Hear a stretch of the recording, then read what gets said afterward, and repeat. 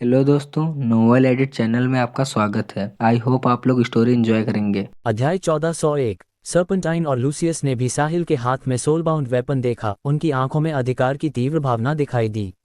वे भी इसे चाहते थे। हालांकि दोनों अच्छी तरह जानते थे कि वर्तमान स्थिति के आधार पर नाइन हेडेड सर्पेंट प्लान का कोई मौका नहीं था। उनके लिए साहिल द्वारा सोलबाउंड वेपन का उपयोग करना अभी भी एक बहुत अच्छी बात थी। दोनों की आंखों में खुशी थी। बहुत बढ़िया, भगवान भी हमारी मदद कर रहे हैं। साहिल का अब सोलबाउंड वेपन का उपयोग करना आत्महत्या जैसा है। लूसियस अभी भी सोच रहा था कि साहिल के खिलाफ कार्रवाई करने के लिए सभी को कैसे राजी किया जाए। अब अवसर आ गया था। बीस्ट गैलेक्सी में ऐसा कौन होगा जो साहिल के हाथ में सोलबाउंड वेपन नहीं चाहेगा। इसके साथ कोई भी इटर्नल अपने से उच्च रैंक वाले किसी व्यक्ति को चुनौती देने की संभावना रखेगा। कोई भी ऐसे प्रलोभन को मना नहीं कर सकता था। यदि लूसियस अब शब्द कहे तो वह गारंटी दे सकता था कि कई लोग साहिल के खिलाफ कार्रवाई करना चाहेंगे।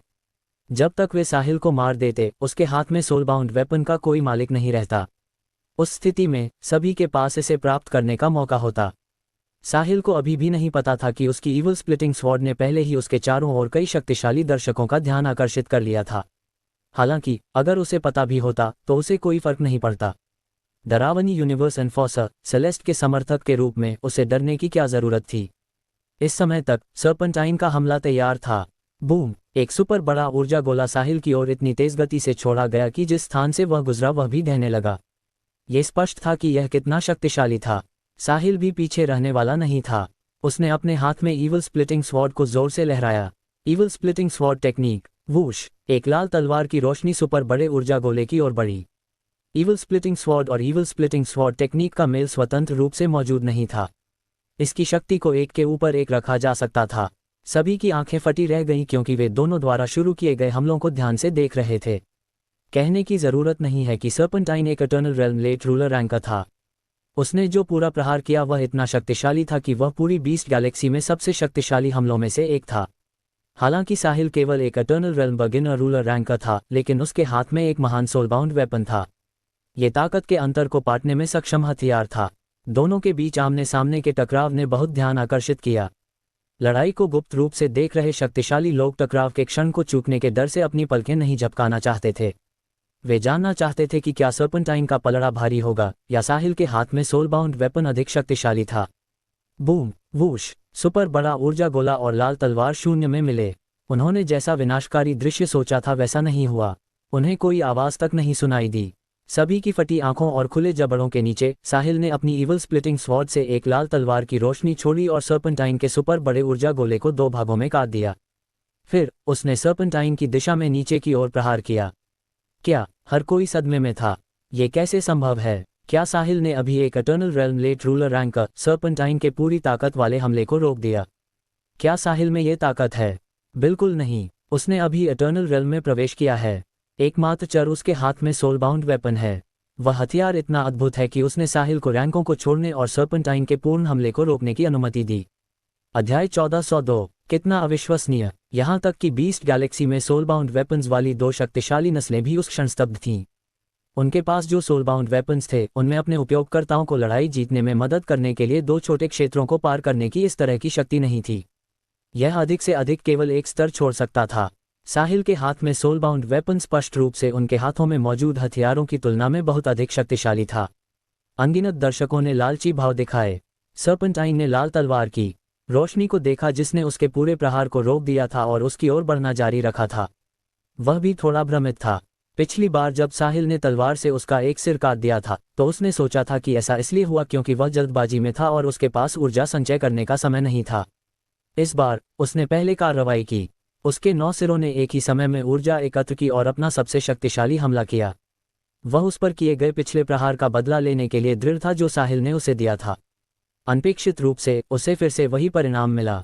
एक पल के लिए वह इसे स्वीकार नहीं कर सका। साहिल द्वारा चलाई गई लाल तलवार की रोशनी की आधी ऊर्जा सर्पेंटाइन के सुपर बड़े ऊर्जा गोले को तोड़ने के बाद समाप्त हो गई थी, इसलिए वह अब उतनी तेजी से नहीं चल रही थी जितनी शुरुआत में चल रही थी। इसके बावजूद यह एक पल में सर्पेंटाइन तक पहुंच गई। ठीक उसी समय जब लाल तलवार की रोशनी सर्पेंटाइन के एटर्नल गोल्डन बॉडी को एक ही झटके में दो भागों में काटने वाली थी, अचानक प्रकाश की एक किरण दिखाई दी। इसने सर्पेंटाइन के शरीर को रोक दिया और आती हुई लाल तलवार की रोशनी से टकरा गई। बूम! इस टक्कर के कारण हुई प्रतिक्रिया बहुत बड़ी थी। एक कान फोड़ने वाली आवाज़ शून्य में गूंज उठी। टक्कर की शॉकवेव फैल गई और सर्पेंटाइन को उड़ने के लिए भेज दिया। Boom boom boom. उसके बाद के प्रभाव ने दूर के कई ग्रहों को भी चकनाचूर कर दिया। शून्य में शानदार आतिशबाजी हुई। चूंकि सर्पेंटाइन टक्कर के सबसे करीब था, इसलिए उसे हुआ नुकसान भी काफ़ी अधिक था। इस समय उसकी इटर्नल गोल्डन बॉडी पहले से ही आधी अपंग हो चुकी थी। साहिल के प्रहार ने 9 हेडेड सर्पेंट क्लैन को बहुत नुकसान पहुंचाया। यह उनका क्षेत्र था और यह उन ग्रहों से घिरा हुआ था जहां 9 हेडेड सर्पेंट क्लैन के कोर रहते थे। इस प्रहार ने न केवल सर्पेंटाइन को चोट पहुंचाई, बल्कि इसने कई जीवित ग्रहों को भी नष्ट कर दिया जहां 9 हेडेड सर्पेंट क्लैन रहता था, जिससे उन्हें भारी नुकसान हुआ। लूसियस ने ये सब देखा। उसके दिल का गुस्सा सीधे उसके सिर तक पहुंच गया। किसी को भी ऐसे परिणाम की उम्मीद नहीं थी। जाहिर तौर पर साहिल शुरुआत में अभी भी नुकसान में था और उसे सर्पेंटाइन द्वारा पूरी तरह से कुचल दिया जाना चाहिए था। अंत में ये साहिल ही था जिसने एक ही झटके में सर्पेंटाइन को लगभग बाहर कर दिया। पासा इतनी जल्दी पलट गया कि इसने एक उच्च स्तरीय सभ्यता के अच्छी तरह से सूचित अमाडी को भी चौंका दिया। भले ही साहिल सोलबाउंड वेपन का उपयोग कर रहा था, उसने नहीं सोचा था कि साहिल इतने जबरदस्त तरीके से एक लेट रूलर रैंकर सर्पेंटाइन को हरा देगा। मूल रूप से उसने सोचा था कि दोनों पक्ष अधिक से अधिक बराबरी पर रहेंगे। ऐसा लग रहा था कि उसने अभी भी साहिल को कम करके आंका है। साहिल जीत गया। बेशक सबसे खुश लोग सीलिया और अन्य ही थे। जब साहिल पर हमला किया जा रहा था तो वे सभी साहिल के लिए बहुत चिंतित थे। अब जब साहिल जीत गया था तो वे सभी उसके लिए खुश थे। लरेन अपने शांत भाव के पीछे राक्षसी लहरों को छिपा रही थी। ये पहली बार था जब उसने एटर्नल्स के बीच इस तरह की भयानक लड़ाई देखी थी। इस लड़ाई के बाद ग्रह केवल आतिशबाजी बन जाएंगे और उनका अंधेरे शून्य में थोड़ी चमक जोड़ने के अलावा कोई प्रभाव नहीं होगा। क्या ये वही साहिल था जिसने कभी मुझसे शादी करने से इनकार कर दिया था? वह इतना डरावना हो गया। कोई आश्चर्य नहीं कि वह शुरुआत में मेरी ओर देखना भी नहीं चाहता था। शायद उसके दिल में साधना सबसे महत्वपूर्ण चीज थी, वरना उसमें ऐसी ताकत नहीं होती। लरेन ने सीलिया और अन्य लोगों की ओर देखा जो साहिल की जीत के कारण उत्साहित थे। अगर मैंने तब खुद को विनम्र कर लिया होता तो क्या मैं अब उनमें से एक होती? असंभव। मैं कौन हूँ? मैं लरेन लववुड हूँ। उसका अहंकार उसे कभी भी ऐसा शर्मनाक काम करने की अनुमति नहीं देगा। केवल पुरुष ही कभी उसके प्रति आसक्त हुए थे। उसके लिए किसी भी पुरुष के प्रति आसक्त होना असंभव था। हालांकि वह अब साहिल की बहुत प्रशंसा करती थी, लेकिन वह उसके साथ रहने के लिए अपना सब कुछ कभी नहीं छोड़ेगी।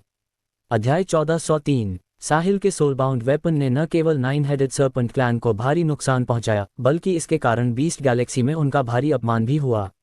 साहिल, तुम असहनीय दबंग हो। ये बीस्ट गैलेक्सी है, मिल्की वे नहीं। क्या तुम एक बड़ा युद्ध शुरू करना चाहते हो? लूसियस ने दूर से साहिल को घूरते हुए दांत पीसते हुए कहा। साहिल ने अपने हाथ में ईवल स्प्लिटिंग तलवार को घुमाया। उसे दूर रखने के बाद उसने एक उपहास के साथ उत्तर दिया, लूसियस मुझे मत डराओ। तुम पूरी बीस्ट गैलेक्सी की ओर से नहीं बोल सकते और अभी मैंने केवल लापरवाही से जवाबी हमला किया। वह मेरी गलती नहीं थी क्योंकि तुमने ही इसके लिए उकसाया था। तुम। साहिल की बात सुनकर लूसियस अवाक रह गया। फिर उसने अपना सिर घुमाया और शून्य की ओर जोर से कहा, सभी लोग। साहिल, एक बाहरी व्यक्ति बीस्ट गैलेक्सी में अत्याचार कर रहा है, जिससे 9 हेडेड सर्पेंट क्लैन के अनगिनत लोग मारे गए और घायल हुए हैं। अपने लोगों का बदला लेने और बीस्ट गैलेक्सी की गरिमा की रक्षा करने के लिए मैं, लूसियस, सभी से प्रार्थना करता हूं कि वे साहिल को मारने में मेरी मदद करें। 9 हेडेड सर्पेंट क्लैन बेहद आभारी रहेगा। लूसियस के बोलने के बाद उसने चुपचाप इंतजार किया। उसे विश्वास था कि सोलबाउंड वेपन के प्रलोभन के साथ ये लोग निश्चित रूप से उतने उदासीन नहीं होंगे जितने वे अभी थे। वे उस पर एक भूखी बिल्ली की तरह झपटेंगे। बीस्ट गैलेक्सी में कोई भी, जिसमें वे दो शक्तिशाली परिवार भी शामिल हैं जिनके पास पहले से ही सोलबाउंड वेपन है, साहिल के हाथों में शक्तिशाली सोलबाउंड वेपन नहीं लेना चाहता हो, ऐसा नहीं था। इन हथियारों के बहुत अधिक होने के बारे में कोई शिकायत नहीं करेगा। जिस क्षण साहिल ने अपना सोलबाउंड वेपन प्रकट किया, उसका भाग्य तय हो गया था। भले ही उसके पास 2 मददगार थे, फिर भी यह बेकार होगा। पूरी बीस्ट गैलेक्सी में दर्जनों इटर्नल रेल्म रूलर रैंकर्स थे, जबकि साहिल के पास उसकी तरफ केवल 3 थे। संख्याओं में बड़े अंतर ने यह सुनिश्चित किया कि साहिल आज आपदा से नहीं बच पाएगा। एकमात्र दुख की बात यह थी कि हालांकि साहिल, जो एक शक्तिशाली खतरा था, को खत्म किया जा सकता था, लेकिन 9 हेडेड सर्पेंट क्लैन को सोलबाउंड वेपन प्राप्त करने का मौका नहीं मिल सकता था। जब लूसियस ने साहिल से निपटने में मदद करने के लिए बीस्ट गैलेक्सी की अन्य शक्तिशाली नस्लों को आमंत्रित किया, तो वह पहले ही सोलबाउंड वेपन के लिए प्रतिस्पर्धा करने का अधिकार खो चुका था। यह अपरिहार्य था। यदि उसने साहिल से निपटने के लिए अन्य नस्लों से मदद नहीं ली तो नाइन हेडेड सर्पेंट क्लैन विलुप्त होने की कगार पर होता, भले ही वे पूरी तरह से खत्म न हुए हों। साहिल को लूसियस की मदद की गुहार से कोई फर्क नहीं पड़ा। उसने महसूस किया कि जब कोई अभी आगे आने को तैयार नहीं था तो कोई अब भी ऐसा नहीं करेगा, क्योंकि उन्होंने देख लिया था कि वह कितना शक्तिशाली था। हालांकि साहिल ने जिसकी उम्मीद नहीं की थी वह ये था कि लूसियस के बोलना खत्म करने के कुछ ही समय बाद किसी ने तुरंत जवाब दिया। लूसियस, मेरे दोस्त, मुझे सच में खेद है। जब मुझे तुम्हारा संदेश मिला तो मैं व्यस्त था और इसीलिए मैं रुक गया और देर से आया। मुझे आशा है कि तुम्हें बुरा नहीं लगा होगा। आज मैं तुम्हारे विदेशी दुश्मनों को मारने में तुम्हारी मदद करूंगा। जिस क्षण वह आवाज बोली, दूसरी ने जारी रखा, हाँ लूसियस, तुम्हारी नस्ल और मेरी नस्ल दोस्त रही हैं, तो मैं इसमें कैसे पीछे रह सकता हूँ। चूंकि किसी ने नाइन हेडेड सर्पेंट क्लैन का अपमान करने की हिम्मत की है, इसका मतलब है कि वे हम थ्री हेडेड हेलहाउंड्स को नीचा देख रहे हैं। मैं भी तुम्हारी मदद करने के लिए यहाँ हूँ। उसके बाद दो विशाल सुनहरे जानवर शून्य से भागते हुए आए। जल्द ही वे युद्ध के मैदान में पहुंच गए। दो सुनहरे जानवर अजीब आकार के थे और भयानक दिखते थे। साहिल नहीं बता सका कि वे कौन सी प्रजाति के थे। संक्षेप में, पृथ्वी पर निश्चित रूप से ऐसी कोई चीज नहीं थी। एक थोड़ा कुत्ते जैसा दिखता था, लेकिन उसके 3 सिर थे और वह एक सामान्य कुत्ते की तुलना में बहुत अधिक भयानक दिखता था। ये तथाकथित थ्री हेडेड हेलहाउंड होना चाहिए। दूसरे का चेहरा लाल था और लंबे दांत थे। यदि कोई पृथ्वी के प्राणियों से इसकी तुलना करने पर जोर देता तो ये थोड़ा जंगली सुअर जैसा दिखता था। हालांकि उसके दांत उसके सिर के ऊपर तक बढ़ गए थे। साहिल को अचानक याद आया कि जब वह पहली बार यहाँ आया था तो उसकी दिमागी शक्ति ने सर्पेंटाइन के गुप्त संकट संकेत को पकड़ा था। अब ऐसा लग रहा था कि ये दो शातिर लोग शायद वही थे जिनसे वह संपर्क कर रहा था। अध्याय 1404। यकीनन एक ही तरह के लोग एक साथ आते हैं। नाइन हेडेड सर्पेंट्स देखने में ठीक नहीं थे, जबकि ये दो लोग भी कोई बेहतर नहीं थे। यदि वे पृथ्वी पर होते तो ये लोग निश्चित रूप से आधी रात को बच्चों को रुला देते। शायद वे बुरी आत्माओं को दूर भगाने में भी भूमिका निभा सकते थे। लूसियस ने दो सुनहरे जानवरों को युद्ध में शामिल होते देखा, जिससे वह क्रोधित महसूस कर रहा था। वे निश्चित रूप से बहुत पहले आ गए होंगे, लेकिन उन्होंने अब तक कोई हलचल नहीं की थी। यदि साहिल ने सोलबाउंड वेपन नहीं निकाला होता तो वे शायद नहीं आते। वे सभी लाभ खोजने वाले कमीने हैं। लूसियस ने कभी नहीं सोचा था कि नाइन हेडेड सर्पेंट क्लैन भी वैसा ही था। वे सब एक जैसे थे, कोई भी दूसरे से बहुत बेहतर नहीं था। अब ये 4 बनाम 3 की लड़ाई थी। हालांकि सर्पेंटाइन को कुछ चोटें आई थीं, फिर भी उसमें लड़ने की ताकत थी। भले ही वह असंतुष्ट था, फिर भी लूसियस ने विनम्रता से कहा, आपकी मदद के लिए धन्यवाद। अगर हम आज विदेशी दुश्मन को मार सके तो नाइन हेडेड सर्पेंट क्लैन निश्चित रूप से आपका बहुत आभार मानेगा। हाँ, तुम्हें ऐसा करने की जरूरत नहीं है लूसियस। हमारी नस्लें दोस्त हैं। अब जब नाइन हेडेड सर्पेंट क्लैन मुसीबत में है तो हम बस खड़े होकर कैसे देख सकते हैं। कुत्ते जैसा दिखने वाले थ्री हेडेड हेलहाउंड ने हंसते हुए कहा, इंगोल्फ, दोस्त होना एक बात है। जैसा कि कहा जाता है, भाई हिसाब साफ रखते हैं। नाइन हेडेड सर्पेंट क्लैन आपकी आज की मदद को कभी नहीं भूलेगा। जब तक आप साहिल को मारने में मेरी मदद करते हैं, न केवल उसके हाथ में मौजूद सोलबाउंड वेपन आपका होगा, बल्कि मैं आपका बहुत आभार भी मानूंगा, लूसियस ने गंभीरता से कहा। लूसियस, तुम बहुत विनम्र हो। अगर मैं फिर से मना करता हूं तो मैं अभद्र लगूंगा। चूंकि मामला ऐसा है, मैं तुम्हारा प्रस्ताव स्वीकार करता हूं, थ्री हेडेड हेलहाउंड ने खुशी से कहा। इस समय आसपास के शून्य में अचानक कई अन्य आवाजें सुनाई दीं। साहिल, तुम मिल्की वे के एक व्यक्ति बीस्ट गैलेक्सी में आकर अत्याचार करने और इतने सारे लोगों की मौत और चोट का कारण बनने की हिम्मत करते हो। क्या तुम सच में सोचते हो कि बीस्ट गैलेक्सी कमजोर है? लूसियस, चिंता मत करो, मैं तुम्हारी मदद करूंगा।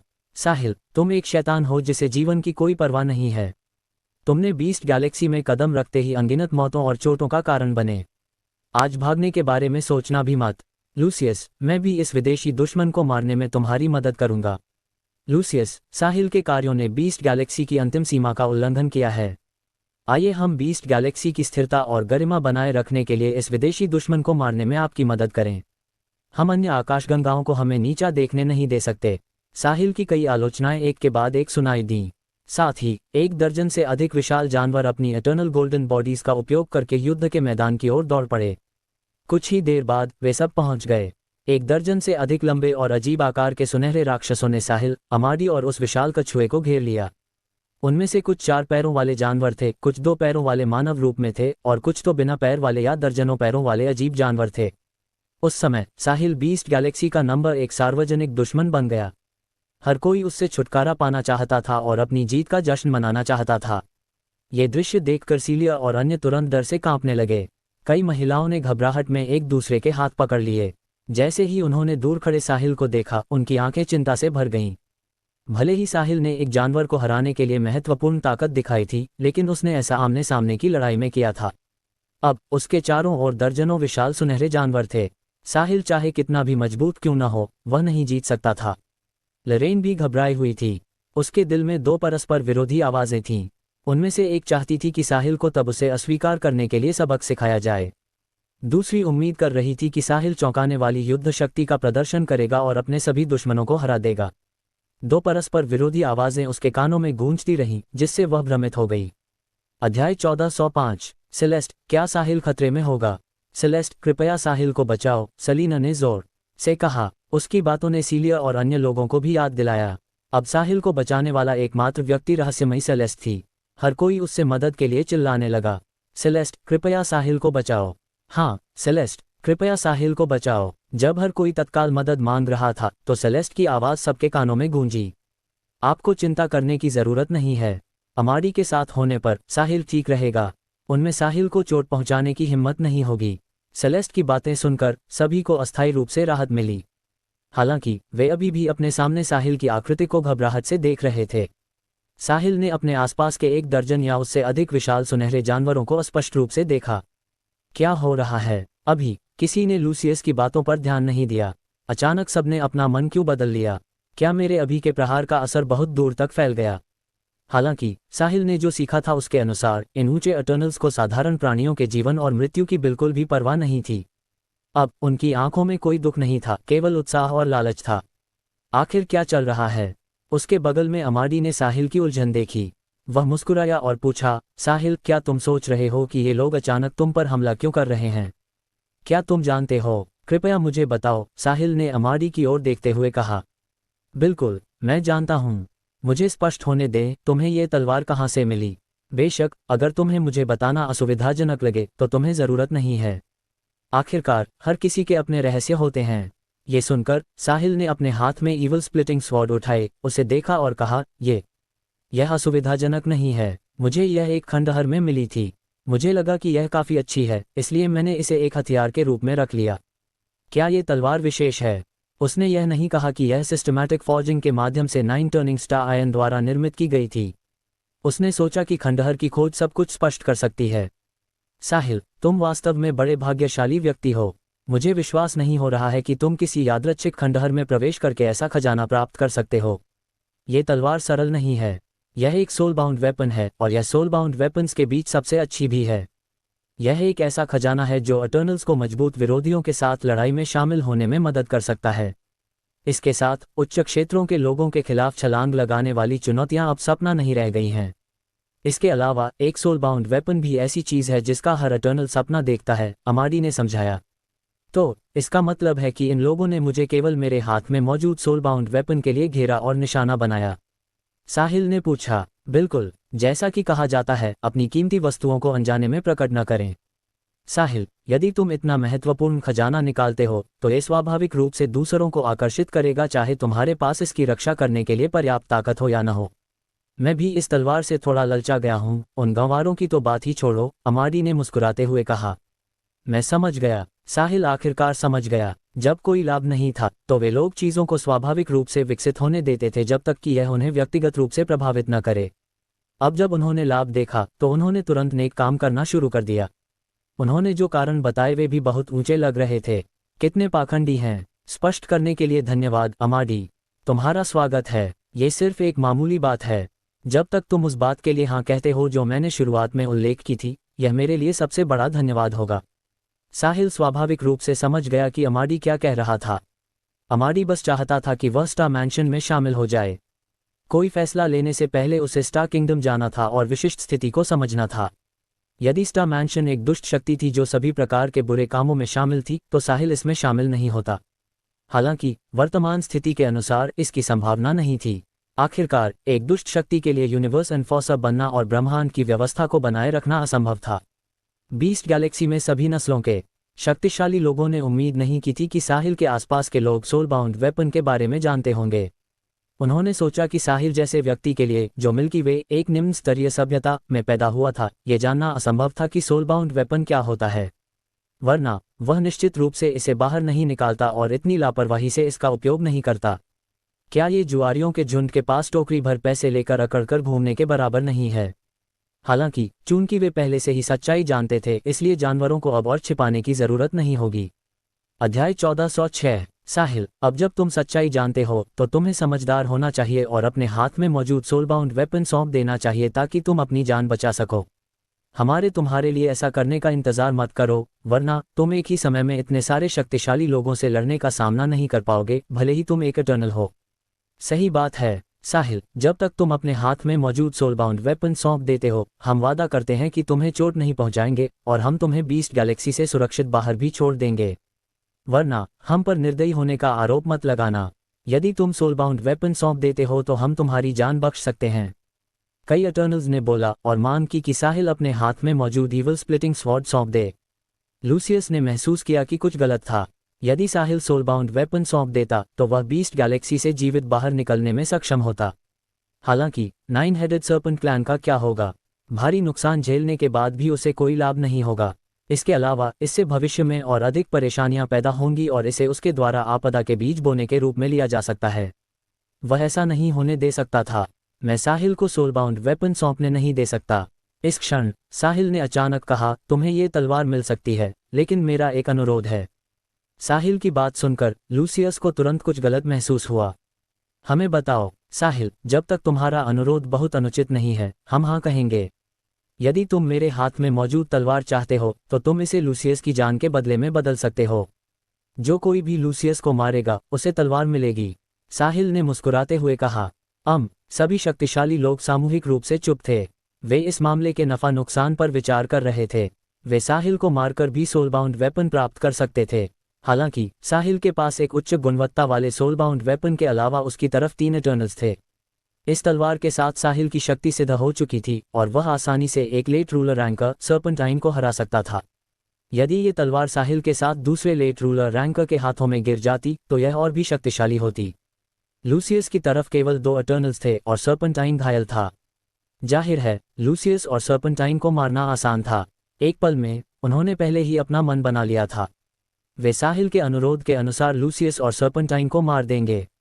वे इस बात से नहीं डरे थे कि साहिल अंत में अनुरोध का सम्मान करेगा या नहीं।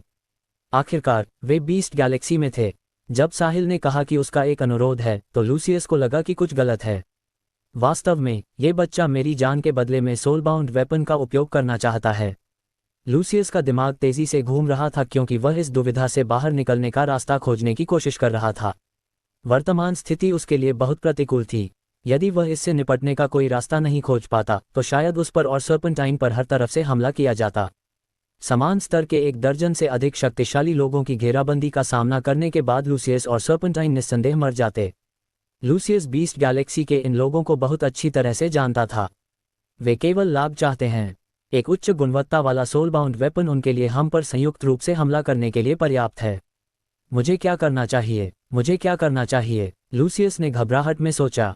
उसके पास ज्यादा समय नहीं बचा था। रुको, मुझे मिल गया। अध्याय 1407। बीस्ट गैलेक्सी के इटर्नल्स ने मौन सहमति में सिर हिलाया। जब वे लूसियस और सर्पेंटाइन को मारने ही वाले थे तभी लूसियस ने इस स्थिति से बचने का एक अच्छा तरीका सोचा। उसने तुरंत जोर से कहा, सभी लोग साहिल की बातों में न आएं। उसका उद्देश्य अपने सोलबाउंड वेपन का उपयोग करके बीस्ट गैलेक्सी के भीतर आंतरिक संघर्ष पैदा करना है। यदि हम उसे मारने के लिए मिलकर काम करते हैं तो सोलबाउंड वेपन हमारा होगा, है ना? 9 हेडेड सर्पेंट क्लैन प्रतियोगिता में भाग न लेने का वादा करता है। क्या आपने कभी सोचा है कि एकमात्र सोलबाउंड वेपन को कैसे विभाजित किया जाए? उस समय ये बीस्ट गैलेक्सी के भीतर एक और लड़ाई होगी। ये साहिल की नीच साजिश है। लूसियस के बोलना खत्म करने के बाद वह रुका। फिर उसने जारी रखा, इसके अलावा साहिल को एक खंडहर से सोलबाउंड वेपन मिला। कौन गारंटी दे सकता है कि उसे केवल एक ही मिला? यदि उसे वास्तव में केवल एक ही मिला तो वह इसे सभी को दिखाने के लिए तैयार क्यों होगा? क्योंकि उच्च गुणवत्ता वाला सोलबाउंड वेपन इतना कीमती है। मुझे लगता है कि उसने उनमें से बहुत सारे खोजे होंगे और अब वह हमारे बीच लड़ाई शुरू करने के लिए एक निकाल रहा है। अब हमें साहिल को अपंग करने के लिए एकजुट होना चाहिए और उसे अपने सभी सोलबाउंड वेपन सौंपने के लिए मजबूर करना चाहिए। यदि हम ऐसा करते हैं तो हमारी प्रत्येक सेना को एक मिल सकता है जिससे ये जीवन मरण का संघर्ष टल जाएगा। इससे न केवल हमारी ताकत बनी रहेगी बल्कि हमें एक सोल बाउंड वेपन भी मिल सकता है जिसका सभी इटर्नल्स को लालच है, तो ऐसा क्यों न करें। लूसियस ऐसी जरूरी परिस्थितियों में एक ही सांस में इतना कुछ बोल गया, इसलिए अपनी बात खत्म करने के बाद वह जोर जोर से हौंफेने लगा। उसके पास कोई विकल्प नहीं था। यदि वह जल्दी नहीं बोलता तो उसे कोई मौका नहीं मिलता जब ये लोग अपनी चर्चा खत्म करने के बाद कार्रवाई करते। साथ ही लूसियस ने उनके चेहरे के भावों में होने वाले बदलावों को भी देखा। उसने सोचा कि उसने जो कहा वह इन लालची लोगों को प्रभावित कर सकता है। एक उच्च गुणवत्ता वाला सोल बाउंड वेपन उनमें से बहुतों को मौत तक लड़ने के लिए मजबूर कर सकता था। यदि उनमें से अधिक या दर्जनों होते तो ये लोग निश्चित रूप से पागल हो जाते। भले ही ये केवल एक संभावना थी, लेकिन यह उनके लिए इसे सत्यापित करने के लिए अपनी जान जोखिम में डालने के लिए पर्याप्त थी। इसके अलावा 1 दर्जन से अधिक शक्तिशाली रूलर रैंकर्स साहिल और उसके गिरोह पर हमला करने के लिए टीम बना रहे थे। ये निश्चित रूप से एक करारी हार होगी। लूसियस साहिल के लिए समान स्तर के इतने सारे शक्तिशाली लोगों की घेराबंदी का विरोध करने का कोई रास्ता नहीं सोच पा रहा था। वह ऐसा कोई कारण नहीं सोच सका कि ये लालची लोग साहिल के खिलाफ कार्रवाई क्यों नहीं करेंगे। वास्तव में लूसियस की बातों ने एक बार फिर पूरे दृश्य को खामोश कर दिया। ऐसा इसलिए था क्योंकि उसने जो कहा वह संभव था। चूंकि साहिल को एक खंडहर में उच्च गुणवत्ता वाला सोल बाउंड वेपन मिला तो दूसरा, तीसरा या 10वां भी क्यों नहीं हो सकता।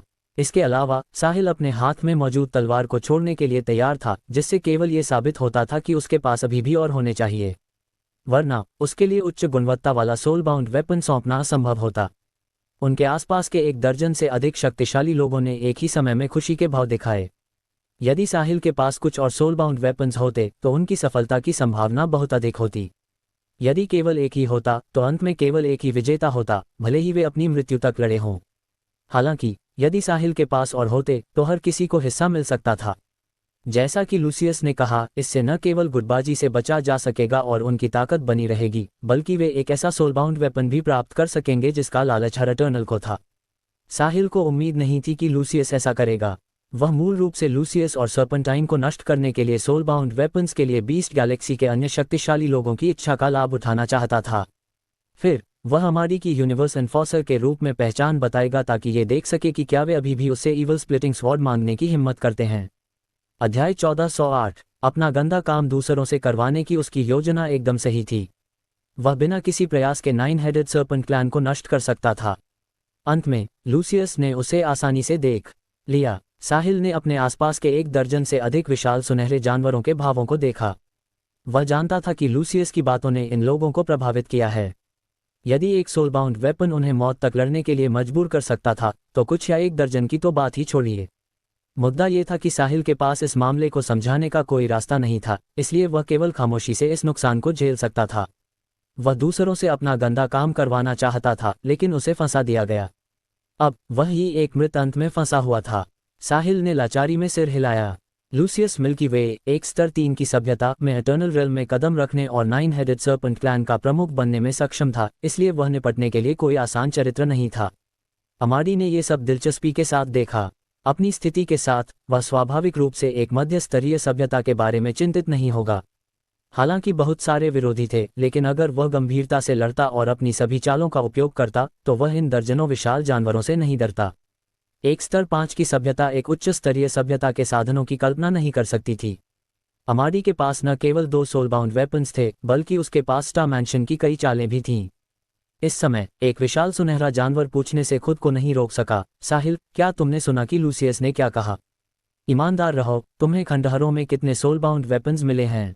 सभी विशाल सुनहरे जानवरों ने साहिल की ओर देखा, उसके जवाब का इंतजार करते हुए। तुम्हारी कल्पना बहुत सक्रिय है। यह एक सोलबाउंड वेपन है, बाजार की पत्ता गोभी नहीं। इतने सारे कैसे हो सकते हैं? मैं भाग्यशाली था और मुझे यह एक मिला, और यह मेरे पास एकमात्र है। मुझे फर्क नहीं पड़ता कि तुम मुझ पर विश्वास करते हो या नहीं, साहिल ने कंधे उचकाए और लाचारी से कहा। साहिल, हमें बेवकूफ़ बनाने की कोशिश मत करो। तुम्हें अपनी वर्तमान स्थिति के बारे में पता होना चाहिए। चूंकि उन खंडहरों में एक सोलबाउंड वेपन था, इसलिए दूसरा भी होना चाहिए। समझदार बनो और सभी सोलबाउंड वेपन सौंप दो। हमें इसे करने के लिए मजबूर मत करो। यदि नहीं तो हमें चोट पहुंचाने और तुम्हें चेतावनी न देने के लिए दोष मत देना, एक अन्य विशाल सुनहरे जानवर ने धमकी दी। हाँ साहिल, यदि तुम सभी सोलबाउंड वेपन्स नहीं सौंपते हो तो जाने के बारे में सोचना भी मत। अन्य विशाल सुनहरे जानवर भी एक एक करके बोले। ये हर किसी के सामान्य हितों से संबंधित था, इसलिए कोई भी पीछे नहीं रहना चाहता था। मुझे वास्तव में केवल एक ही सोल बाउंड वेपन मिला है। मैं इसे बहुत मेहनत के बाद खंडहरों से बाहर लाया हूँ। इस प्रक्रिया में मैंने लगभग अपनी जान गंवा दी थी। अब तुम मुझसे और मांग रहे हो, लेकिन मैं इसे कहाँ से लाऊं? साहिल नहीं जानता था कि अब क्या कहना है। वह जानता था कि वह चाहे जो भी कहे, ये लोग उस पर विश्वास नहीं करेंगे। क्या तुम्हें लगता है कि हम तुम पर विश्वास करेंगे? यदि तुम्हारे पास वास्तव में केवल एक ही होता, तो क्या तुम वास्तव में उसे सौंपने के लिए तैयार होते? क्या तुम्हें लगता है कि हम मूर्ख हैं?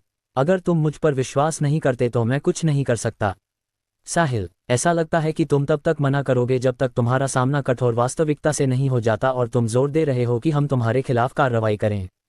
जब लड़ने का समय आएगा तो हम परिणाम को नियंत्रित नहीं कर पाएंगे। तुम्हारे लिए बेहतर होगा कि तुम ध्यान से सोचो। आसपास के विशाल सुनहरे जानवर पहले से ही थोड़े अधीर हो रहे थे। सबसे अच्छा ये होगा कि साहिल बिना कुछ किए सोलबाउंड वेपन सौंप दे। यदि साहिल ने मना कर दिया तो वे केवल कार्रवाई कर सकते थे और साहिल को मारकर उससे सब कुछ छीन सकते थे। एक सोलबाउंड वेपन का प्रलोभन बहुत बड़ा था। इसके अलावा एक से अधिक भी हो सकते थे, इसलिए उन्हें सब कुछ जोखिम में डालना पड़ा। अध्याय 1409। अपने आसपास इटर्नल रेल्म रूलर रैंक के 1 दर्जन से अधिक विशाल सुनहरे जानवरों का सामना करते हुए जो अशांत हो रहे थे, साहिल को जरा भी डर महसूस नहीं हुआ, बल्कि उसने शांति से कहा, मैंने इसके बारे में सोच लिया है। मुझे भी उम्मीद थी कि मैं तुम्हें और सोलबाउंड वेपन्स दे सकूंगा, लेकिन कोई रास्ता नहीं है।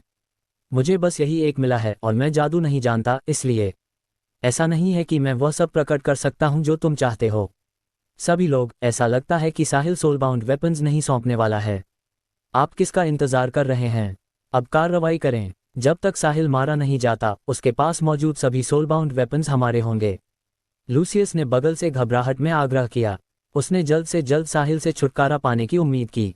वह चिंतित था कि यदि उसने बहुत लंबा इंतजार किया तो कोई दुर्घटना हो सकती है। ऐसा इसलिए था क्योंकि लूसियस ने एक समस्या पाई। साहिल ने अपने समान स्तर के इतने सारे शक्तिशाली लोगों का सामना करते समय जरा भी डर नहीं दिखाया। उसने केवल अपने चेहरे पर उदासीनता दिखाई। दूसरी ओर जो युवक अभी उसके साथ आया था, उसने तिरस्कार का भाव दिखाया।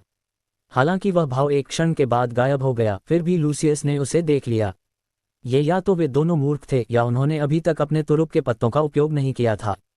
साहिल मिल्की वे, एक स्तर 3 की सभ्यता में इटर्नल रेल्म में कदम रखने वाला पहला व्यक्ति और मिल्की वे का स्वामी बन सकता था, इसलिए लूसियस मूल रूप से पहले वाले को खारिज कर सकता था। दूसरे शब्दों में, साहिल और उस युवक के पास अभी भी तुरुप के पत्ते थे। इसके अलावा यह एक ऐसा तुरुप का पत्ता था जो उन्हें अपने समान स्तर के इन शक्तिशाली लोगों के हमले से न डरने की अनुमति दे सकता था।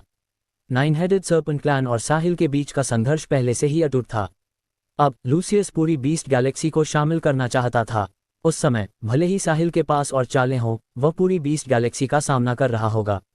यदि वे साहिल से निपटने के लिए पर्याप्त नहीं थे, तो लशस बीस्ट गैलेक्सी के सभी इटर्नल रेल्म शक्तिशाली लोगों को बुला लेगा। वह देखना चाहता था कि साहिल इसका विरोध कैसे करेगा। यहाँ मौजूद इटर्नल्स पूरी बीस्ट गैलेक्सी के सभी शक्तिशाली लोगों के केवल आधे थे। Benito, tyrant rex clan beast galaxy में नंबर 1 नस्ल है। तुम एक शब्द भी क्यों नहीं बोलते? एक विशाल सुनहरे जानवर ने पूछा। फिर सभी विशाल सुनहरे जानवरों ने उन विशाल सुनहरे जानवरों में से एक की ओर देखा जो एक टायरानोसोरस रेक्स की तरह दिखता था, जो बहुत समय पहले पृथ्वी पर मौजूद था। हालांकि उसके हाथ टी रेक्स की तरह नहीं थे, बल्कि वे एक मानव के समान थे। वे मोटे और शक्तिशाली दिखते थे।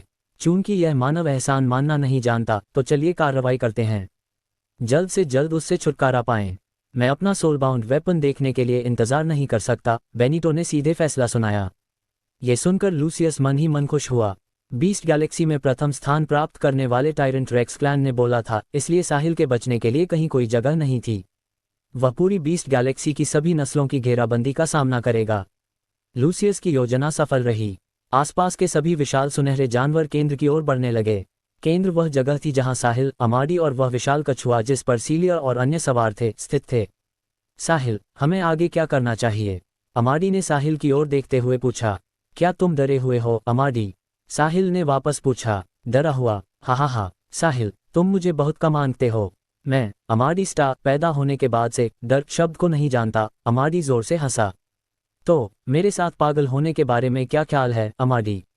जैसी तुम्हारी इच्छा। अमाडी के बोलना खत्म करने के बाद उसने अपनी जेब से दस्ताने की एक जोड़ी निकाली और उन्हें शांति से अपने हाथों पर पहन लिया।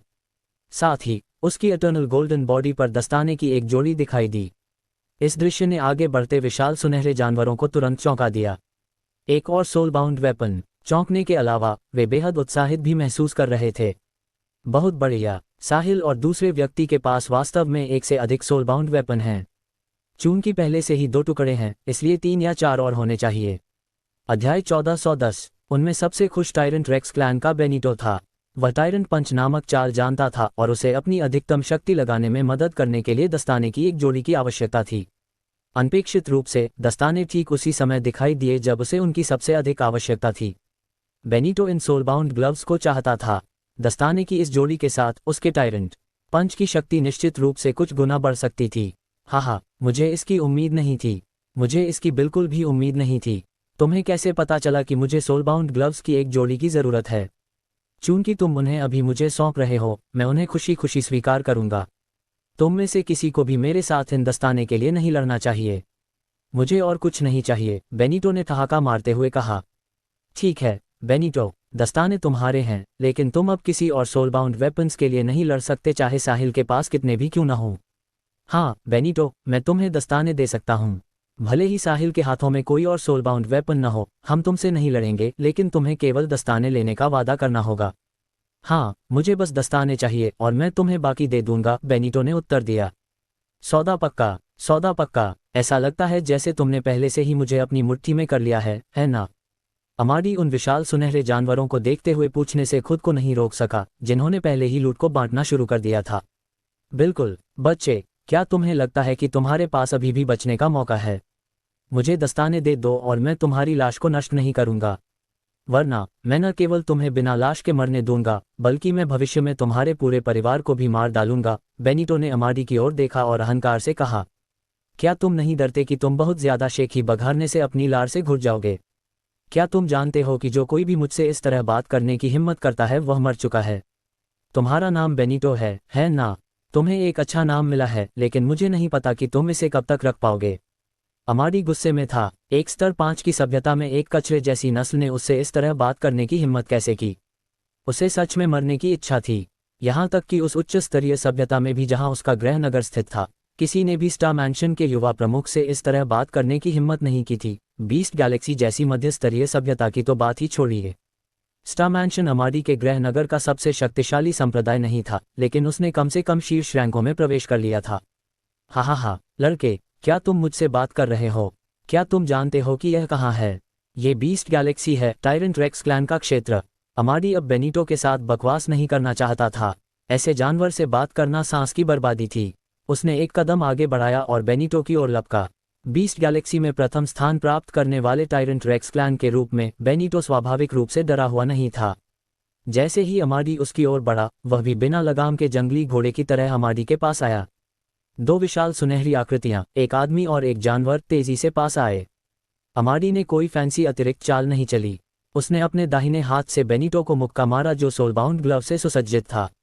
साथ ही वह अपने दिल के अंदर दहाड़ा, स्टार बैनिशिंग पंच। ये स्टार मैंशन के अनूठे कौशलों में से एक था। एक सोलबाउंड वेपन के समर्थन के साथ जुड़ने के बाद इसकी शक्ति को कम करके नहीं आंका जाना चाहिए था। ऐसा लग रहा था जैसे उसकी मुट्ठी पर एक बहुत बड़ा ग्रह हो। ऐसा शक्तिशाली मुक्का देखकर बेनिटो ने उसे ऐसे ही रोकने की हिम्मत नहीं की। इसके बजाय वह किनारे हट गया। हालांकि स्टार बैनिशिंग पंच द्वारा बनाई गई हवा ने अभी भी बेनिटो की त्वचा को दर्दनाक रूप से खरोंच दिया। ये किस तरह की तकनीक है? ये वास्तव में मेरे टायरेंट पंच से अधिक शक्तिशाली है। मुझे इसे प्राप्त करना होगा। मुझे शक्तिशाली तकनीकों का ये सेट अवश्य प्राप्त करना चाहिए।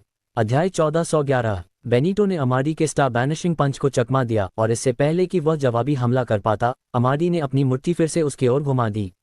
यह अभी भी वही शक्तिशाली स्टार बैनिशिंग पंच था और बेनिटो धुंधले तौर पर अमाडी की मुट्ठी पर एक विशाल धधकते लाल ग्रह को भी देख सकता था।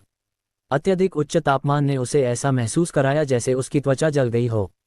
इस प्रहार को चकमा देने के लिए उसके पास बहुत देर हो चुकी थी, इसलिए वह खुद को संभालने और इसे रोकने के लिए मजबूर हो गया। टायरेंट पंच। बेनिटो भी पीछे हटने वालों में से नहीं था।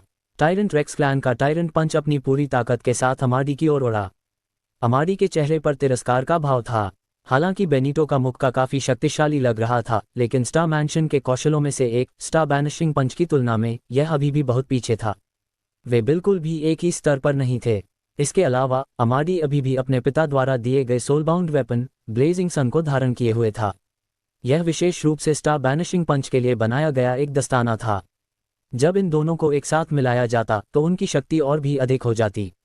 हालांकि साहिल द्वारा ईवल स्प्लिटिंग स्वॉर्ड का उपयोग करके की गई ईवल स्प्लिटिंग स्वॉर्ड टेक्निक जितना अच्छा नहीं था, फिर भी ये किसी भी औसत चाल से बहुत बेहतर था। भले ही बेनिटो अमाडी से एक स्तर ऊपर था और एक eternal realm peak ruler rank का था, स्टार बैनिशिंग पंच और सोलबाउंड वेपन ब्लेजिंग सन का मेल इस अंतर की भरपाई करने के लिए पर्याप्त था। यह शायद इससे आगे भी निकल सकता था। बूम! दो मुक्कों के प्रभाव से उत्पन्न विशाल लहरें फैल गईं, जिससे आसपास के मजबूत इटर्नल रेल्म रूलर रैंकर्स हैरान रह गए। बेनिटो एक पीक रूलर रैंकर था। हालांकि अमाडी केवल एक लेट रूलर रैंकर था, लेकिन सोलबाउंड वेपन ब्लेजिंग सन और स्टार मैंशन के कौशल स्टार बैनिशिंग पंच के साथ वह निश्चित रूप से एक पीक रूलर रैंकर की बराबरी कर सकता था या उससे आगे निकल सकता था। पूरी ताकत से उन दोनों की टक्कर इटर्नल रेल्म रूलर रैंकर्स की सबसे बड़ी युद्ध शक्ति का प्रतिनिधित्व करती थी।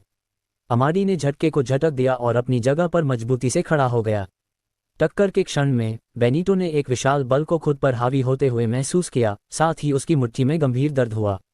रुकने से पहले उसका शरीर लड़खड़ाते हुए कुछ कदम पीछे हटने को मजबूर हो गया। उसी समय उसने अपनी मुट्ठी पर अत्यधिक उच्च तापमान से जलने का दर्द सहा। ऐसे अनपेक्षित दृश्य ने आसपास के सभी एटर्नल्स को स्तब्ध कर दिया। यह मानव केवल एक लेट रूलर रैंकर है, लेकिन उसने बेनिटो को पीछे धकेल दिया, जो एक पीक रूलर रैंकर है। इसके अलावा बेनिटो गंभीर दर्द में लग रहा है। जब उन्होंने बेनिटो की मुट्ठी देखी तो उन्हें अचानक एहसास हुआ। इस समय वे बेनिटो की सुनहरी मुट्ठी पर जलने का निशान स्पष्ट रूप से देख सकते थे। बेनिटो की प्रतिक्रिया देखकर लूसियस कुछ समय के लिए घबरा गया। उसने अभी इस मानव से लड़ाई की थी। सौभाग्य से दोनों पक्ष केवल समय बिताना चाहते थे और उन्होंने अपना सर्वश्रेष्ठ प्रयास नहीं किया था, वरना उसकी नियति निश्चित रूप से बेनिटो से भी बदतर होती। आखिरकार बेनिटो एक पीक रूलर रैंकर था और वह केवल एक लेट रूलर रैंकर था। जब बेनिटो भी इस मानव का प्रतिद्वंद्वी नहीं था तो वह खुद तो क्या ही होता। इसके बाद सभी विशाल सुनहरे जानवरों ने अपनी आंखें अमाडी के हाथों की ओर घुमा दीं। उसमें एक और शक्तिशाली सोलबाउंड वेपन था। इन लोगों के लिए उस दस्ताने की जोड़ी ने निश्चित रूप से एक लेट रूलर रैंकर अमाडी द्वारा एक पीक रूलर रैंकर बेनिटो को हराने में भूमिका निभाई थी। दुर्भाग्य से वे बेनिटो द्वारा आरक्षित किए गए थे, इसलिए उन्हें प्राप्त करने का मौका नहीं मिला। वास्तव में यदि किसी के पास सोलबाउंड वेपन हो तो वह अपनी क्षमता से ऊपर के किसी व्यक्ति को मुक्का मार सकता है। अध्याय 1412। चाहे वह साहिल हो या उसके बगल का मानव, प्रतिक्रियाएं एक ही थीं। साहिल दो छोटे क्षेत्रों को पार कर सकता था और एक लेट रूलर रैंकर सर्पेंटाइन को हरा सकता था। यह युवा मानव भी बुरा नहीं था। वह एक छोटे क्षेत्र को पार कर सकता था और एक पीक रूलर रैंकर बेनिटो को हरा सकता था। उनके आसपास के विशाल सुनहरे जानवर ईर्ष्यालु थे। वे साहिल को मारने और उसके सभी सोलबाउंड वेपन्स छीनने का इंतजार नहीं कर सकते थे। इस तरह उनके पास भी अपने से अधिक शक्तिशाली किसी व्यक्ति से लड़ने की ताकत होगी। एक eternal realm peak ruler ranker, तुम बस ठीक ठाक हो। हा। अमाडी ने बेनिटो को एक मुक्के से दूर भगा दिया और हंसते हुए कहा।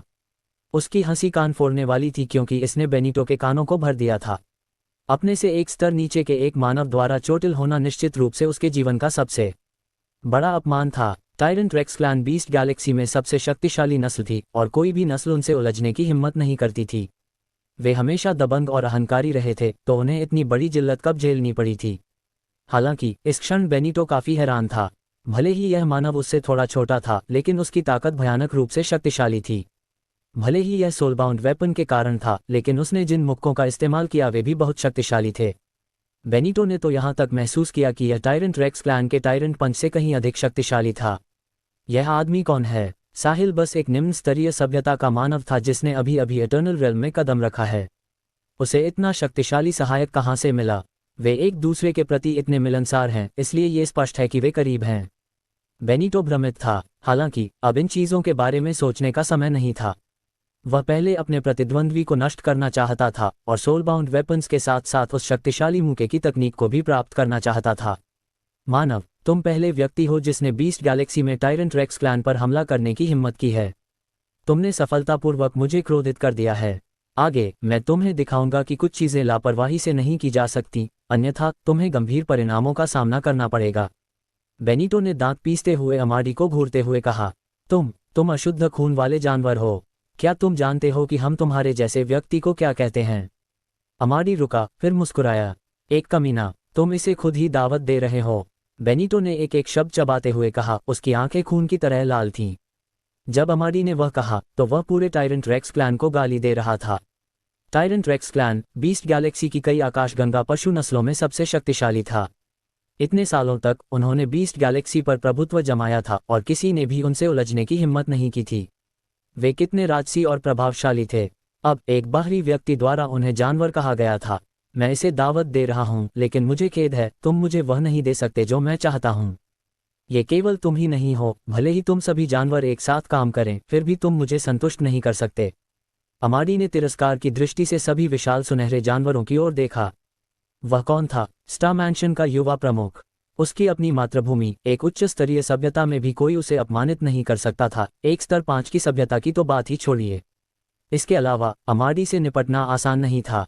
उसकी एक विशिष्ट स्थिति और असाधारण प्रतिभा थी। यहाँ तक कि अपने गृह नगर में भी वह एक अच्छी प्रतिष्ठा वाला परेशान करने वाला व्यक्ति था। मिल्की वे में आने और इतने विनम्रता से व्यवहार करने का कारण ये था कि वह साहिल को स्टार मैंशन में भर्ती करना चाहता था। बेशक अमाडी अशुद्ध रक्त वाले इन जानवरों को अपने सामने अपनी शक्ति का प्रदर्शन करने की अनुमति नहीं देगा। वे केवल स्तर 5 की सभ्यता से थे। यदि उन्होंने वास्तव में उसे गुस्सा दिलाया तो वह स्टार मैंशन की शक्ति का उपयोग करेगा और कुछ ही मिनटों में उन्हें नष्ट कर देगा। अध्याय 1413। अमाडी वहां मौजूद सभी विशाल सुनहरे जानवरों को ताना मार रहा था। इन कुलीन आकाशगंगा जानवरों ने कभी ऐसा अपमान नहीं सहा था और अब अमाडी उन्हें जानवर कह रहा था। यह अस्वीकार्य था। इसके बावजूद उन्होंने तुरंत कोई कार्रवाई नहीं की। इसके बजाय उन्होंने बेनिटो की अगली चाल का इंतजार किया। बेनिटो टायरेंट रेक्स क्लैन के 3 मजबूत eternal realm peak ruler rankers में से एक था। वह उसे चोट पहुंचाने और उसे जानवर कहने के लिए दूसरे पक्ष को निश्चित रूप से नहीं बख्शेगा। बहुत बढ़िया, बहुत बढ़िया, बहुत ही बढ़िया। बेनिटो ने एक साथ 3 बार बढ़िया कहा और फिर जोर से चिल्लाया, भाइयों, आपने भी सुना। इस मानव ने टायरेंट रेक्स क्लैन को अशुद्ध रक्त वाले जानवर कहा। हमने कभी ऐसा अपमान कब सहा है? उसने अभी आप सभी को भी डांटा, तो क्या आप लोग बस इसे सह लेंगे? जैसे ही उसने बोलना खत्म किया, उसे प्रतिक्रिया मिली। चलो मिलकर उस पर हमला करते हैं। इसे जितनी जल्दी हो सके खत्म करो। मेरे तीसरे भाई ने अभी जो कहा उसके अनुसार टायरेंट रेक्स क्लैन लूट के तौर पर केवल उस दस्ताने की जोड़ी को लेगा और बाकी आप लोगों का होगा। इसके बारे में क्या ख्याल है? वह आवाज शून्य से आई थी। बोलने वाला टायरेंट रेक्स क्लैन का प्रमुख था, बेनिटो का बड़ा भाई एडी। चूंकि आपने ऐसा कहा है, भगवान एडी, हम वही करेंगे जो आप कहते हैं। चूंकि वे बीस्ट गैलेक्सी का इतना अपमान करना चाहते हैं, इसलिए उन्हें हम पर निर्दयी होने का आरोप नहीं लगाना चाहिए। आप सभी क्या सोचते हैं? सहमति है, सहमति है, सहमति है। कई आवाजों ने सहमति जताई। उसके बाद 10 से अधिक विशाल सुनहरे जानवर दूर से भागते हुए आए। जल्द ही वे सब युद्ध के मैदान में पहुंच गए। इस बार जो विशाल सुनहरे जानवर आए थे वे स्पष्ट रूप से उन जानवरों से अधिक मजबूत थे जो पहले दिखाई दिए थे। लूसियस, सर्पेंटाइन और बेनिटो को छोड़कर अभी वाला समूह ज्यादातर बिगिनर रूलर रैंकर्स और मिड रूलर रैंकर्स का था। इस बीच इस समूह में सभी मिड और लेट रूलर रैंकर्स शामिल थे। उनमें 3 पीक रूलर रैंकर्स भी थे। कुल मिलाकर विशाल सुनहरे जानवरों के 2 समूहों से लगभग 30 जानवर थे। ये सभी एटर्नल रेल्म के शक्तिशाली लोग थे। बीस्ट गैलेक्सी के लगभग 80% एटर्नल्स इकट्ठा हो चुके थे। उनके इकट्ठा होने के बाद अमाडी को लगा कि चीजें मुश्किल हो रही हैं।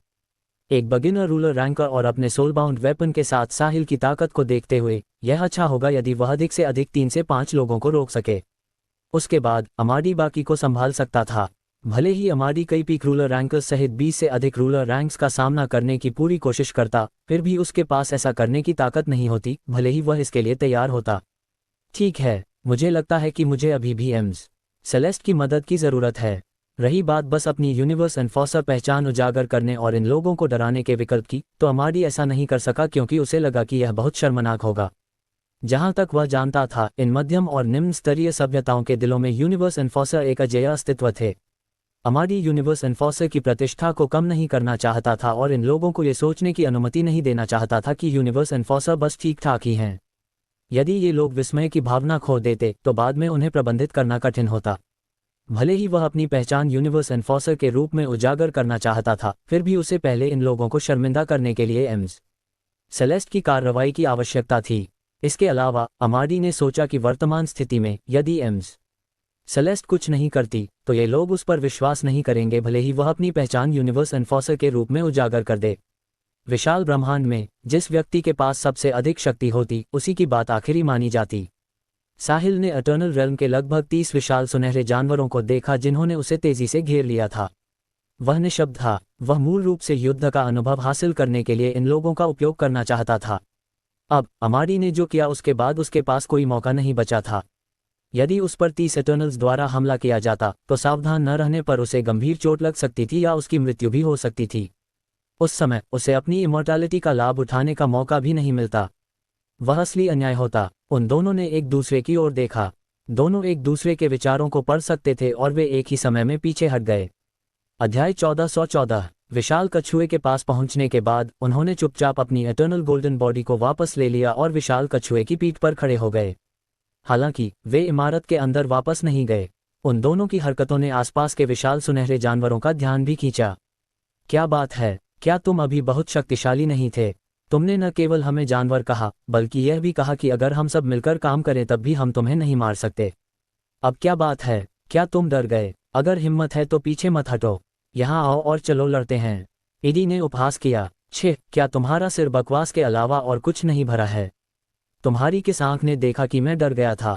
अगर मैं डर गया होता तो मैं भाग क्यों नहीं गया? मैं अब यहाँ खड़ा हूँ। अगर हिम्मत है तो आओ और मुझे मार डालो, अमाडी चिल्लाया। अब उसने स्टार मैंशन के युवा प्रमुख के रूप में अपने असली रंग पूरी तरह से प्रकट कर दिए थे और यह भी दिखाया कि उसने दूसरों को परेशान करने के लिए अपनी अंतर्निहित ताकत का उपयोग कैसे किया। सेलेस्ट, जो एक मजबूत एटर्नल रेल्म सॉवरन रैंकर थी, के पीछे खड़े होने के कारण वह कचरे के इन ढेरों से नहीं डरेगा। अमाडी ने पास आ रहे विशाल सुनहरे जानवरों पर ज्यादा ध्यान नहीं दिया। इसके विपरीत बगल में खड़ा साहिल थोड़ा चिंतित था। सेलेस्ट ने उसे बताया कि उसकी युद्ध शक्ति का 90% हिस्सा उस इच्छा को दबाने के लिए इस्तेमाल किया जाना था जो उसके शरीर से फटने ही वाली थी। यह आकर्षक शरीर को सक्रिय करने का परिणाम था। अमाडी को निश्चित रूप से इसका कोई अंदाजा नहीं था। अब जब आसपास इतने सारे रूलर रैंकर्स थे तो क्या सेलेस्ट की शेष 10% युद्ध शक्ति पर्याप्त होगी? साहिल थोड़ा अनिश्चित था। उसे अंदाजा नहीं था कि जैसे जैसे समय बीत रहा था, सेलेस्ट न केवल इच्छा को दबाने के लिए अपनी 90% युद्ध शक्ति का उपयोग कर रही थी, बल्कि 100%। उसने जो कहा था कि वह अपना चेहरा नहीं दिखाएगी और अमाडी से साहिल के साथ इसे संभालने के लिए कहा था, उसका कारण ये था कि उसे खुद पर नियंत्रण रखने की जरूरत थी। विशाल कछुए की पीठ पर शानदार इमारत के लाल कमरे के अंदर सेलेस्ट ने चेहरे पर एक अप्रिय भाव के साथ खिड़की से बाहर देखा। उसने डांटा, उन मुसीबत पैदा करने वालों को धिक्कार है। आमतौर पर सेलेस्ट इन एटर्नल रेल्म रूलर रैंक कचरे के बारे में परवाह तक नहीं करती। हालांकि यह अलग था।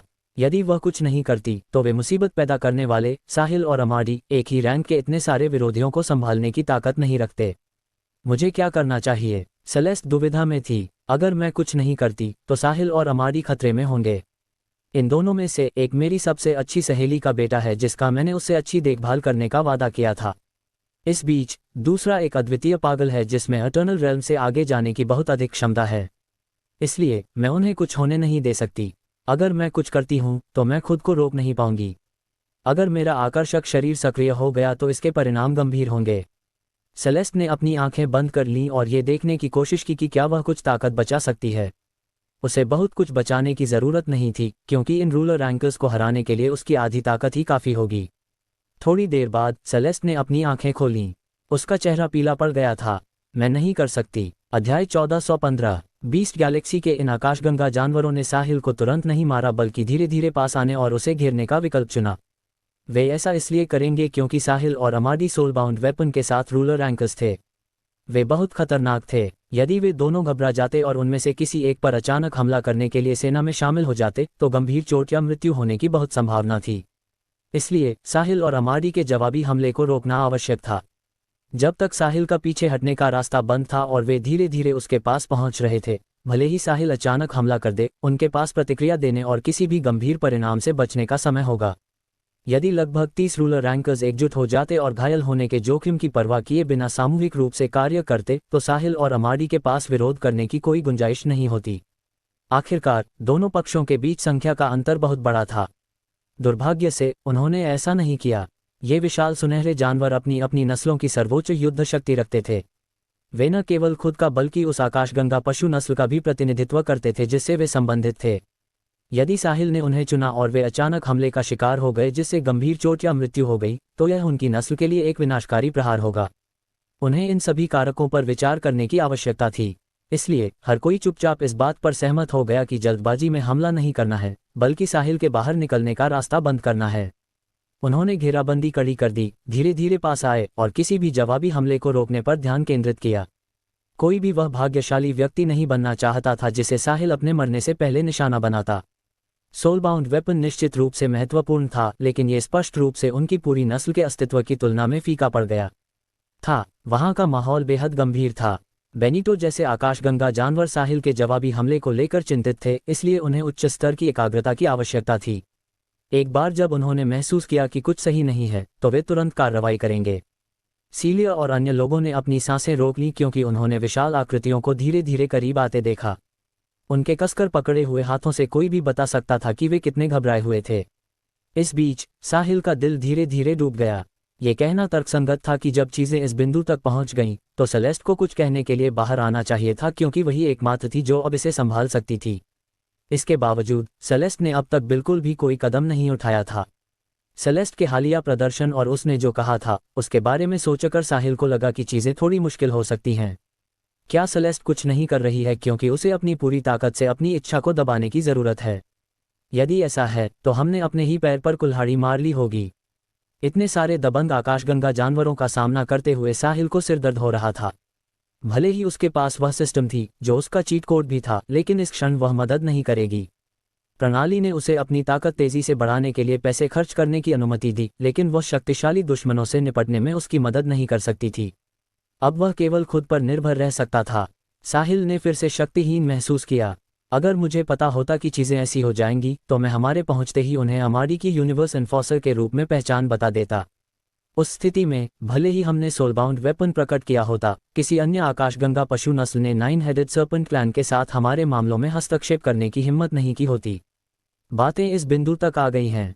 भले ही मैं उन्हें अमाडी के यूनिवर्स एनफोर्सर होने के बारे में बता दूं, ये पागल लोग शायद मेरी बात न माने। वे सोचेंगे कि हम भागने के अवसर का लाभ उठाना चाहते हैं। हमें क्या करना चाहिए? साहिल ने अपना दिमाग दौड़ाया, लेकिन कोई समाधान नहीं खोज सका। वह केवल यह आशा कर सकता था कि सेलेस्ट अस्थायी रूप से अपनी इच्छा को दबा सके और इन लोगों को डराने के लिए कुछ ताकत बचा सके। उसने अपने बगल में अमाडी की ओर देखा। उसने देखा कि दूसरे पक्ष को जरा भी तात्कालिकता का एहसास नहीं था और उसका चेहरा शांत और उदासीन था। वह संकट से पूरी तरह अनजान था।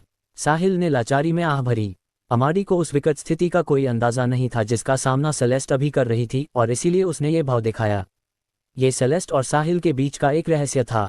सेलेस्ट ने उसे कुछ भी न कहने की चेतावनी दी थी, इसलिए स्वाभाविक रूप से वह किसी तीसरे पक्ष को नहीं बताएगा। अध्याय 1416। अब अमाडी अभी भी उस दृश्य के बारे में सोच रहा होगा जहां एम्स सेलेस्ट द्वारा कार्रवाई करने के बाद ये आकाशगंगा जानवर घुटनों के बल बैठकर दया की भीख मांगेंगे। हालांकि इसका मुख्य अपराधी अभी भी साहिल ही था। यदि वह नहीं होता तो सेलेस्ट को अपनी पूरी ताकत से खुद को दबाने और स्वतंत्र रूप से कार्य करने में सक्षम न होने की आवश्यकता क्यों होती? भले ही ऐसा हो, साहिल निर्दोष था। सेलेस्ट के साथ सोना पूरी तरह से उसके नियंत्रण से बाहर की बात थी। किसने सेलेस्ट के आकर्षक शरीर को इतना आकर्षक बनाया? इसने उसकी दिमागी शक्ति को इतनी अनियंत्रित रूप से आकर्षित किया और उसे वह असहनीय काम करने के लिए मजबूर किया। ये पहली बार था जब साहिल को पता चला कि दिमागी शक्ति ऐसा कर सकती है। इसने उसके चीज़ों को देखने के नज़रिए को बदल दिया। जैसे ही वह लगभग 30 विशाल सुनहरे जानवरों को धीरे धीरे करीब आते देख रहा था, अमाडी को थोड़ा उदासीन महसूस हुआ। उसकी राय में उसके पीछे कौन खड़ा था? सेलेस्ट, इरिडेसेंट सेक्ट की पिछली 7 उच्च पुजारिनों में से पहली, एक एटर्नल रेल्म सॉवरन रैंकर। हर कुछ समय में इरिडेसेंट सेक्ट में लाल, नारंगी, पीला, हरा, नीला, नील और बैंगनी 7 रंगों द्वारा प्रतिनिधित्व की जाने वाली 7 अद्वितीय उच्च पुजारिनें दिखाई देती थीं। सेलेस्ट पिछली 7 उच्च पुजारिनों की प्रमुख थी और वह जिस रंग का प्रतिनिधित्व करती थी वह लाल था। अमाडी की मां भी इरिडेसेंट सेक्ट की पिछली 7 उच्च पुजारिनों में से एक थी जिसका रंग हरा था। अमाडी के ग्रह नगर में भी सेलेस्ट एक जानी मानी हस्ती थी। अपने पीछे इतने मजबूत व्यक्ति के होने से अमाडी को बिल्कुल भी चिंता करने की जरूरत नहीं थी। एम्स, सेलेस्ट सभी संकटों का समाधान कर देंगी।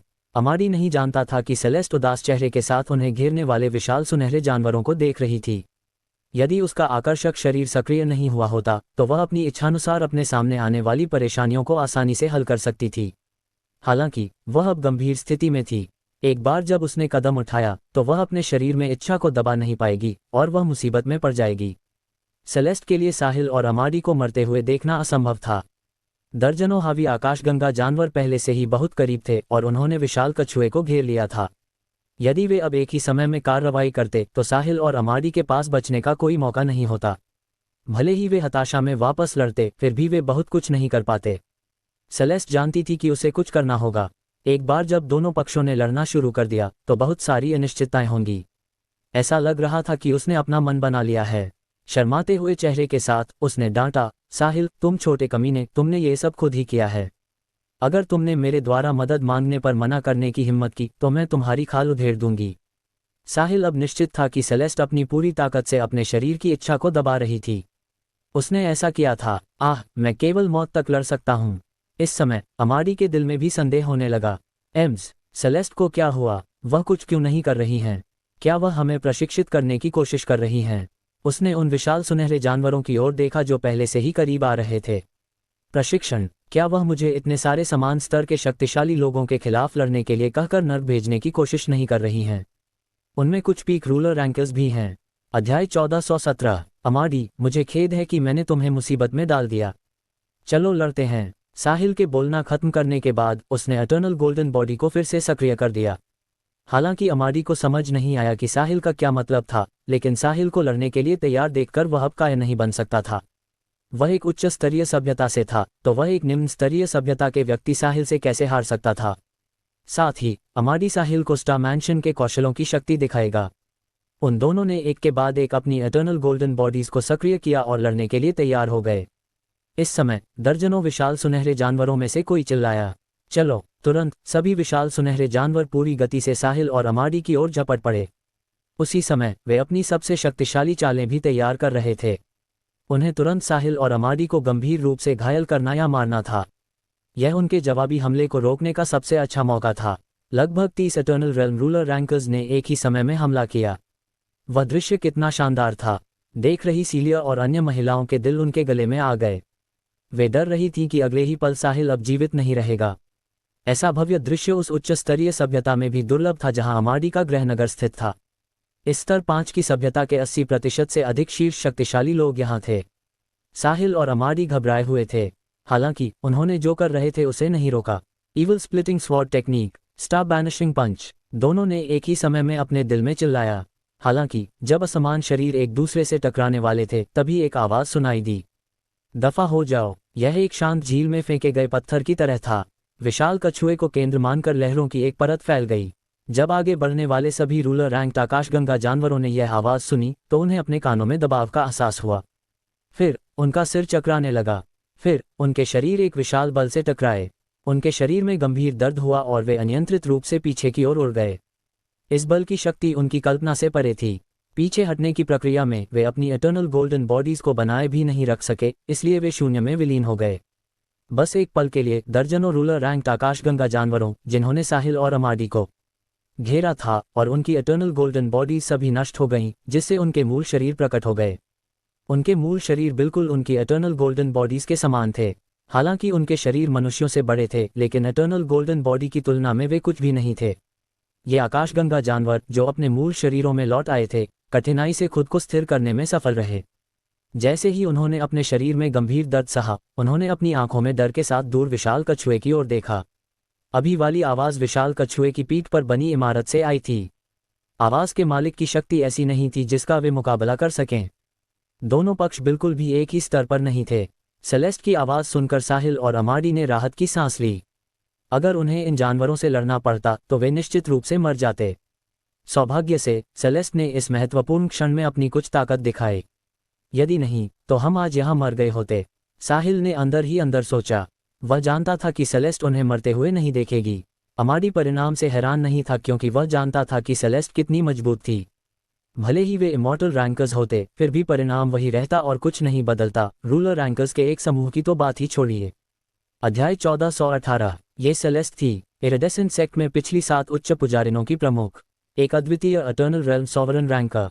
उन दोनों ने एक ही समय में अपनी इटर्नल गोल्डन बॉडीज को वापस ले लिया। साहिल ने दूर उन आकाशगंगा जानवरों को देखा जो अपने मूल रूपों में लौट आए थे, और वह अभी भी स्तब्ध था। उसे इस बात पर बिल्कुल भी आश्चर्य नहीं हुआ कि सेलेस्ट इन लोगों को हराने में सक्षम थी। हालांकि क्या ये थोड़ा चरम नहीं था कि केवल एक वाक्य से लगभग 30 रूलर रैंक आकाशगंगा जानवरों की एटर्नल गोल्डन बॉडीज नष्ट हो गईं और उन्हें गंभीर रूप से घायल कर दिया। वह समझ से बाहर रूप से शक्तिशाली है। साहिल ने फैसला किया कि जैसे ही वह स्टार किंगडम पहुंचेगा, उसे तुरंत लैविश पॉइंट्स प्राप्त करने के लिए पैसे खर्च करने का रास्ता खोजना चाहिए ताकि वह अपनी ताकत जल्द से जल्द सुधार सके। वह जल्द से जल्द सेलेस्ट के स्तर तक पहुंचना चाहता था और शायद उससे भी आगे। साहिल अब एक मजबूत दुश्मन के सामने शक्तिहीनता के इस एहसास का अनुभव नहीं करना चाहता था। कहने की जरूरत नहीं है कि ये देखने के बाद सीलिया और अन्य लोग दंग रह गए। उनका दिमाग अभी भी समझ नहीं पा रहा था कि क्या हो रहा है। केवल लरेन की आंखों में एक अजीब सा भाव था। मेरी गुरु बहुत मजबूत हैं। ऐसा लगता है कि मैंने सही व्यक्ति का अनुसरण किया है। लरेन को याद आया कि सेलेस्ट ने उसे बताया था कि वह केवल एक सेमी फिनिश्ड प्रोडक्ट है और उसे एक फिनिश्ड प्रोडक्ट के रूप में विकसित करने की आशा है। यदि एक अर्धनिर्मित उत्पाद इतना शक्तिशाली था तो पूर्ण उत्पाद कितना मजबूत होगा। इस समय लरेन अपने आगामी जीवन के लिए आशा से भरी थी। उसे वह पूर्ण उत्पाद बनने के लिए कड़ी मेहनत करनी थी जिसका सेलेस्ट ने उल्लेख किया था। उसे अपनी गुरु से आगे निकलना था और उनसे बेहतर बनना था। जब वह दोबारा वापस आएगी तो वह निश्चित रूप से सबको चौंका देगी। क्या मैं जान सकता हूं कि वह वहां कौन है? मुझे अपमानित करने के लिए खेद है। कृपया दयालु बने और हमें बख्श दें, आकाशगंगा जानवरों में से एक ने कांपती आवाज में पूछा। उसकी आवाज ने अन्य आकाशगंगा जानवरों को भी वास्तविकता में वापस ला दिया। वे सभी चुपचाप और धैर्यपूर्वक उस व्यक्ति के उत्तर की प्रतीक्षा कर रहे थे। वे सभी अपने दिल में समझ गए थे कि प्रतिद्वंद्वी ने अभी जो भयानक ताकत दिखाई थी, उसके साथ उनके लिए पूरी बीस्ट गैलेक्सी को नष्ट करना आसान होगा। यह एक मध्य स्तरीय सभ्यता का शक्तिशाली व्यक्ति नहीं था। इतना मजबूत कोई व्यक्ति इस आकाशगंगा की एकमात्र स्तर 6 की सभ्यता से भी नहीं आता होगा। केवल एक उच्च स्तरीय सभ्यता में ही ऐसा कोई व्यक्ति होगा। सतह पर मध्य स्तरीय सभ्यता और उच्च स्तरीय सभ्यता के बीच का अंतर केवल एक शब्द का था, लेकिन वास्तव में वे मीलों दूर थे। दोनों के बीच का अंतर यूनिवर्स रेल्म और एटर्नल रेल्म के बीच के अंतर जैसा था। चाहे कितने भी यूनिवर्स रेल्म शक्तिशाली लोग एटर्नल्स के साथ लड़ें, वे फिर भी बाद वाले के लिए चींटियों की तरह थे। यह ऐसा अंतर नहीं था जिसे मात्रा से भरा जा सके। हालांकि एक उच्च स्तरीय सभ्यता का शक्तिशाली व्यक्ति यहाँ क्यों दिखाई देगा? क्या ऐसा हो सकता है? मैं यूनिवर्स एनफोर्सर हूँ जो इस क्षेत्र की गश्त के लिए जिम्मेदार हूँ। सेलेस्ट की आवाज़ ने आकाशगंगा जानवरों के दिलों को झकझोर दिया। निश्चित रूप से वह एक यूनिवर्स एनफोर्सर ही थी। केवल एक महान यूनिवर्स एनफोर्सर के पास ही ऐसी ताकत हो सकती थी। अभिवादन यूनिवर्स एनफोर्सर। सभी आकाशगंगा जानवर नीचे झुक गए, विशाल कछुए की दिशा में घुटने टेक दिए और जोर से चिल्लाए, तुम चींटियों जैसे जानवरों, अब जब तुमने मुझे अपमानित किया है तो मुझे तुम्हारे साथ क्या करना चाहिए? सेलेस्ट ने ठंडे स्वर में कहा। जब उन्होंने सेलेस्ट को उन्हें जानवर कहते सुना तो इन आकाशगंगा जानवरों ने अपने दिल में जरा भी असंतोष महसूस नहीं किया। वे केवल यूनिवर्स एनफोर्सर के गुस्से को शांत करना चाहते थे, वरना आज उनके जीवित रहने का आखिरी दिन होता। यूनिवर्स एनफोर्सर शांत हो जाए। यूनिवर्स एनफोर्सर शांत हो जाए। हम नहीं जानते थे कि आप यहाँ हैं और गलती से आपको अपमानित कर दिया। कृपया उदार बने और हमें जीवित रहने का मौका दें।